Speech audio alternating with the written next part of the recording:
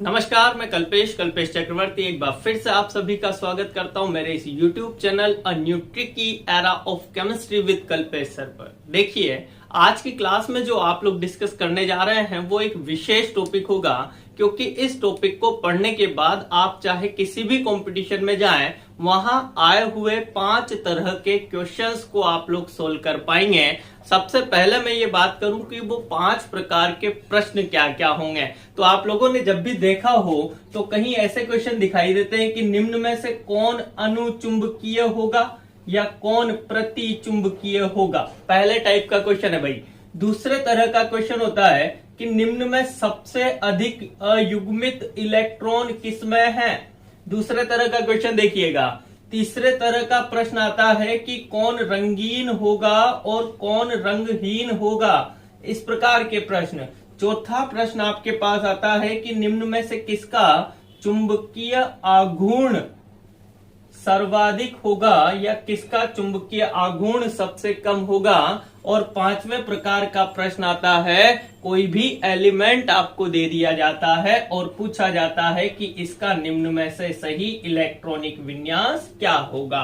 तो ये 5 प्रकार के प्रश्नों का उत्तर आप तभी दे पाएंगे जबकि आप लोगों को आता हो क्या कि उपकोशों में इलेक्ट्रॉन भरने के कौन कौन से नियम होते हैं। तो सबसे पहले हम डिस्कस करेंगे कि उपकोशों में इलेक्ट्रॉन किस प्रकार से भरे जाते हैं, इसके लिए कौन कौन से रूल्स होते हैं। तो एक एक करके उन सारे रूल्स को हमें एक्सप्लेन करना है। सबसे पहले इसमें जो नियम आता है आपके पास वो ऑफबाउ रूल होता है, ऑफबाउ सिद्धांत जिसे कहते हैं।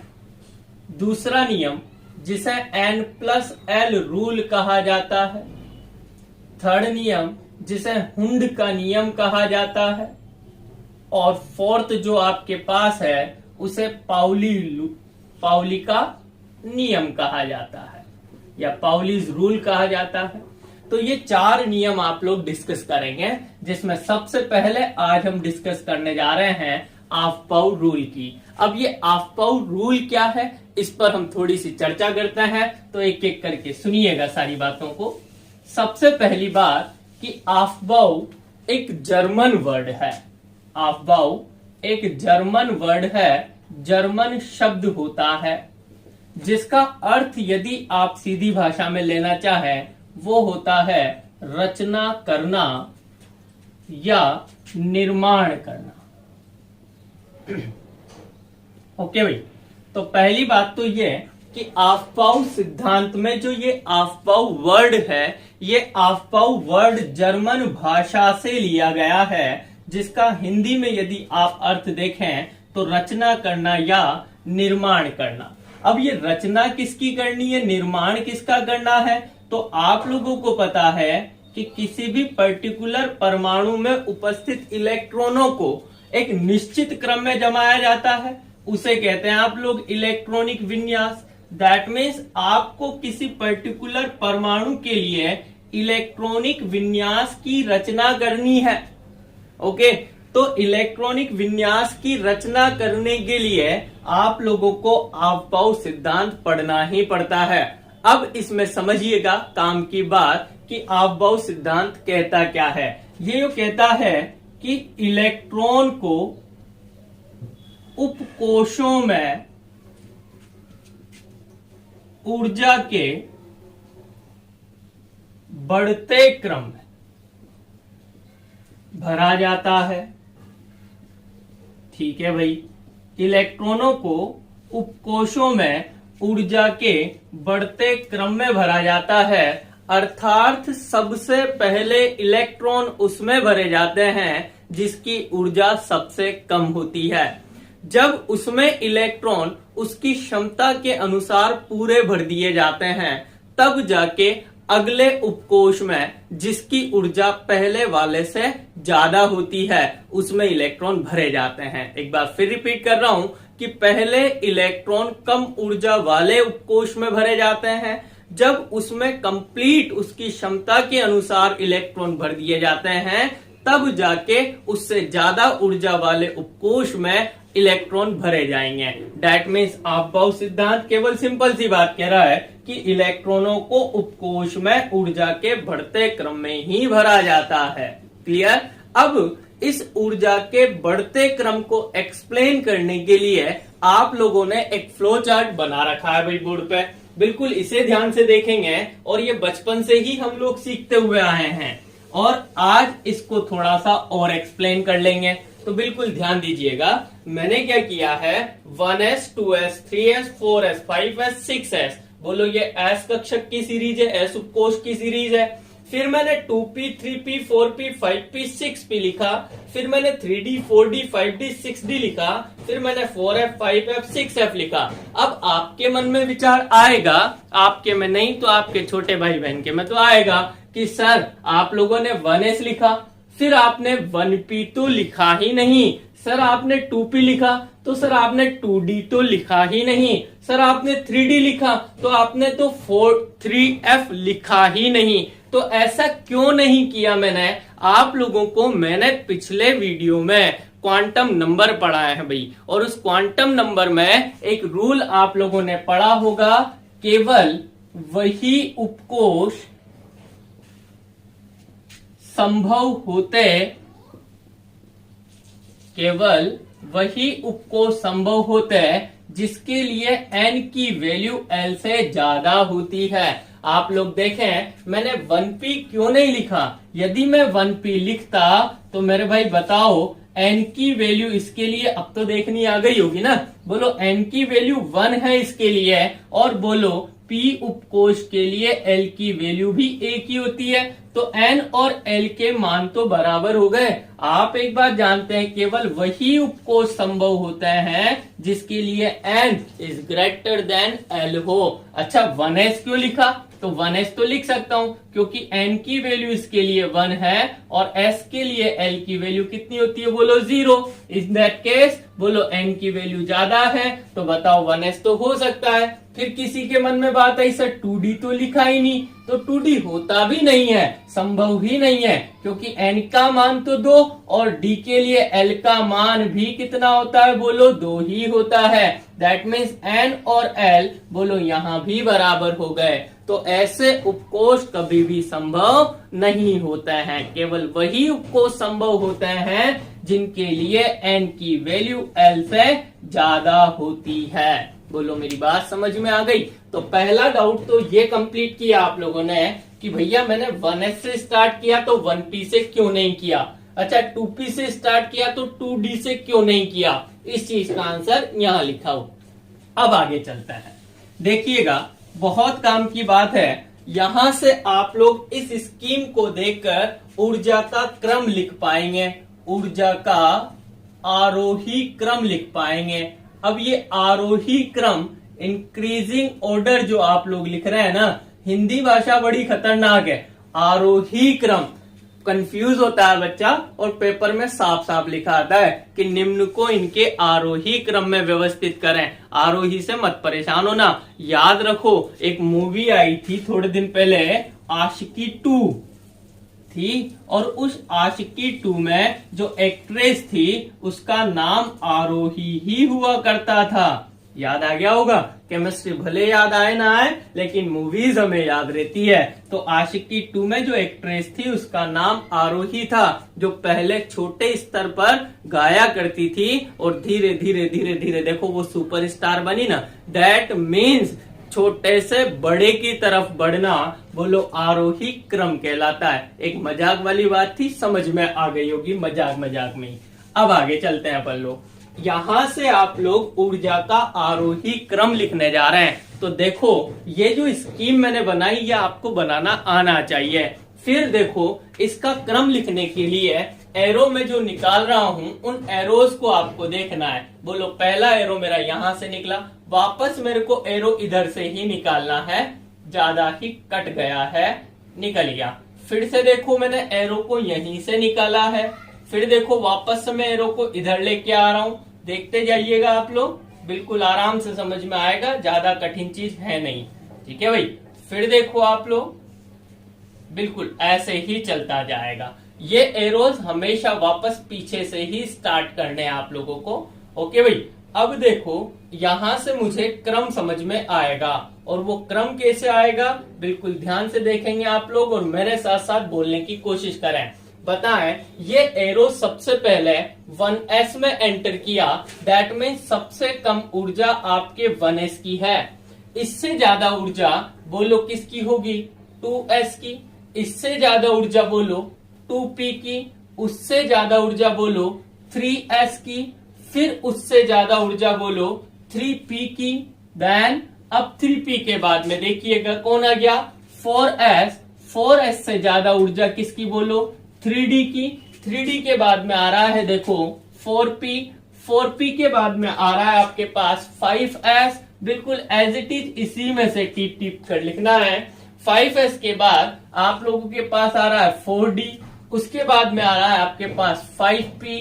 तब आपके पास आ रहा है 6s। बोलो ऐसे ही ऑर्डर चलता जाएगा, बिल्कुल ऐसे ही आप लोग लिखते जाएंगे। तो ये जो ऑर्डर आप लोगों ने लिखा है ये एनर्जी का इंक्रीजिंग ऑर्डर है उपकोष के लिए। दैट मीन्स सबसे पहले जब इलेक्ट्रॉन आप एंटर करेंगे तो वो सबसे पहले किस में करेंगे, बोलो 1s में। जब 1s पूरा भर जाएगा तब जाके इलेक्ट्रॉन 2s में, और तब जाके इलेक्ट्रॉन 2p में एंटर करते हैं। समझ में आई मेरी बात। अब इसके बाद जैसे एक बहुत काम की बात है, मैं एक स्टैंडर्ड एग्जांपल ले रहा हूं Fe। बोलो 26s का एटॉमिक नंबर होता है, और 26 एटॉमिक नंबर वाले Fe के लिए जब मैं इलेक्ट्रॉनिक विन्यास लिखता हूं तो बोलो 1s2, 2s2, 2p6, 3s2, 3p6, फिर बोलो 4s2 और 3d बोलो 6 लिखा जाता है।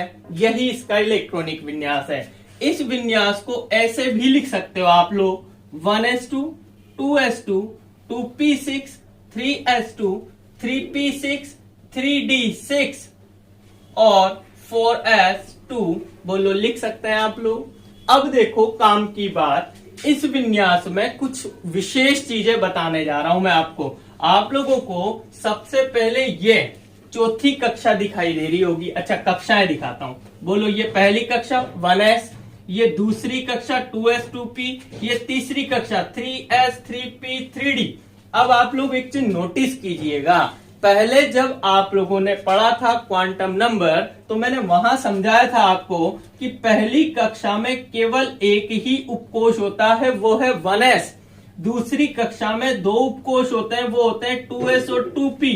तीसरी कक्षा में 3 उपकोष होते हैं, 3s 3p और 3d। याद आ रही होगी मेरी बात। दैट मीन्स पहली कक्षा आप लोगों को जो दिखाई दे रही है बोलो वो ये है, ये दूसरी कक्षा, ये तीसरी कक्षा और ये चौथी कक्षा। अब आप मुझे बताएं किसी परमाणु में बोलो ये चारों तरफ कक्षाएं हैं, ये पहली कक्षा, दूसरी कक्षा, तीसरी कक्षा, चौथी कक्षा। इस Fe के विन्यास में आप लोगों को केवल चौथी कक्षा तक ही इलेक्ट्रॉन भरने हैं। दैट मीन्स ये जो चौथी कक्षा आपकी है इसे बाह्यतम कक्षा बोला जाता है, संयोजकता कोश बोला जाता है, अनंत कोश बोला जाता है। बहुत ध्यान से समझिएगा। तो पहली बात जो मैं बता रहा हूं आपको कि ये जो n है, n का मतलब होता है, सीधी सीधी भाषा में बोलूं तो बाह्यतम कक्षा। तो n का मतलब किससे बोलो, बाह्यतम कोश से है। अच्छा, बाह्यतम कोश को अनंत कोश भी बोला जाता है। ओके भाई। अच्छा, इसे संयोजकता कोश भी बोला जाता है। बहुत ध्यान से समझिएगा, यहां से एक क्वेश्चन 100% आपको मिलेगा। तो पहली बात मैंने बताई कि जो सबसे बाह्यतम कक्षा होती है, सबसे बाहर वाली कक्षा होती है, उसे बाह्यतम कोश बोला जाता है, अनंत कोश बोला जाता है, या फिर संयोजकता कोश भी बोला जाता है। लेकिन अब सुनिएगा, इस 4 में से एक घटाया तो बोलो n-1 कर दूं मैं आपको, तो बोलो 3 हो गया। n की वैल्यू 4 है, 4 - 1 बोले तो 3 हो गया। इस स्थिति में बाह्यतम से अंदर वाली जो कक्षा होती है उसे उपांतय कोश कहा जाता है। बहुत ध्यान से समझिएगा, उपांतय कोश कहा जाता है। और इस उपांतय कोश को उपसंयोजकता, ध्यान देना, इस उपांतय कोश को उप संयोजकता कोश भी कहा जाता है। और फिर एक और बात सुनिएगा, n-1 से भी अंदर वाले को n-2 को उपांतय कोश कहा जाता है। लाइन समझ में आ रही होगी आपको शायद। ये टर्म है भाई, केमिस्ट्री में बहुत काम आती है। तो बाह्यतम कक्षा, सबसे बाहर की तरफ वाली जो कक्षा होती है उसे बाह्यतम कोश या अनंत कोश या संयोजकता कोश कहा जाता है। क्लियर हो गई। फिर दूसरी बात, बाहर से अंदर वाली जो कक्षा होती है n-1 जो होता है उसे उपांतय कोश या उप संयोजकता कोश नाम दिया जाता है। और इससे भी अंदर वाली को उप उपांतय कोश कहा जाता है। बोलो इतनी बात समझ में आ गई। फिर अगली बात सुनो, बड़ा ही जबरदस्त क्वेश्चन बनता है। क्वेश्चन सुनिएगा, थोड़ा सा मिटा देते हैं इस चीज को। देखिएगा, क्वेश्चन पूछा जाता है, यदि किसी परमाणु की बाह्यतम कक्षा को हटा दिया जाए तो बचा हुआ भाग होगा। बड़ा ही इंपॉर्टेंट क्वेश्चन है साहब, और बहुत ऐसे एग्जाम दिख गए होंगे आपको जहां ये क्वेश्चन मिलेगा। तो समझिएगा, ये Fe का इलेक्ट्रॉनिक विन्यास लिखा था आपने, इसमें मैंने 2-3 बातें बताई। सबसे बाहरी भाग जो होता है वो बाह्यतम कोश, अनंत कोश या संयोजकता कोश होता है। उससे अंदर वाला हिस्सा उपांतय कोश या उप संयोजकता कोश होता है। अच्छा, इसे एक और नाम दिया जाता है, कोर भी कहते हैं, कोर। ठीक है। और इससे भी अंदर वाला जो भाग होता है उसे उप उपांतय कोश कहा जाता है। लेकिन मेरा क्वेश्चन है, यदि आप बाह्यतम कक्षा के इलेक्ट्रॉनों को हटा दिया तो जो ये शेष बचा भाग होता है इसे कर्नल कहा जाता है। बहुत इंपॉर्टेंट लाइन आ गई, अंडरलाइन कर लेना दिमाग में। और ये क्वेश्चन हमेशा पूछा जाता है कि यदि किसी परमाणु के इलेक्ट्रॉनिक विन्यास में से बाह्यतम कक्षा हटा दी जाए तो शेष बचा जो भाग होता है उसे कर्नल कहा जाता है। तो मैंने जो आपसे क्वेश्चन पूछा है, यदि किसी परमाणु की बाह्यतम कक्षा को हटा दिया जाए तो बचा हुआ भाग क्या होगा साहब? तो कर्नल होगा। बोलो मेरी बात समझ में आई कि नहीं आई? तो बहुत खतरनाक क्लास है साहब, बहुत अच्छे से समझो। सबसे पहली बात मैंने आपको बताई कि उपकोशों में इलेक्ट्रॉन भरने के लिए 4 नियम पढ़ने हैं आपको। सबसे पहला नियम पढ़ रहे हो आप लोग, ऑफबाउ का सिद्धांत। ऑफबाउ एक जर्मन वर्ड है जिसका मतलब रचना करना या निर्माण करना होता है। फास्ट ट्रैक पे रिवीजन हो रहा है, निर्माण करना या रचना करना होता है। किसका निर्माण करना है? परमाणु में उपस्थित इलेक्ट्रॉनों से इलेक्ट्रॉनिक विन्यास भरना है। तो विन्यास भरने के लिए आप लोगों को 4 नियम आने चाहिए। पहला नियम, ऑफबाउ सिद्धांत पढ़ रहे हो तो इसमें कहते हो कि किसी परमाणु में इलेक्ट्रॉनों को हमेशा ऊर्जा के बढ़ते क्रम में ही भरा जाता है। दैट मीन सबसे पहले इलेक्ट्रॉन कम ऊर्जा वाले उपकोश में और फिर धीरे धीरे आगे बढ़ते जाए। तो अब देखें, ऊर्जा का बढ़ता क्रम आप लोगों ने इस स्कीम से भरा, तो मैंने आप लोगों के लिए लिख दिया। फिर 3 बहुत महत्वपूर्ण वर्ड निकाले आप लोगों ने।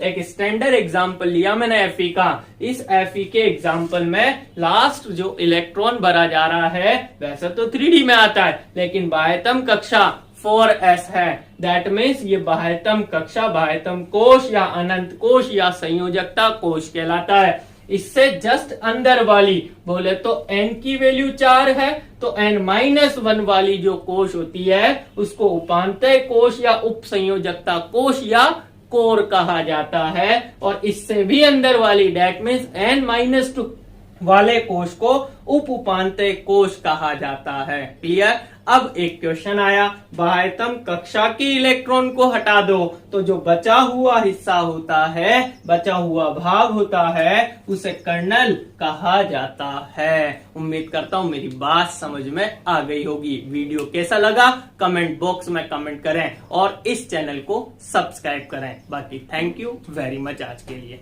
नेक्स्ट वीडियो में हुंड रूल, N+L रूल और पाउली रूल के साथ मुलाकात करेंगे। Thank you.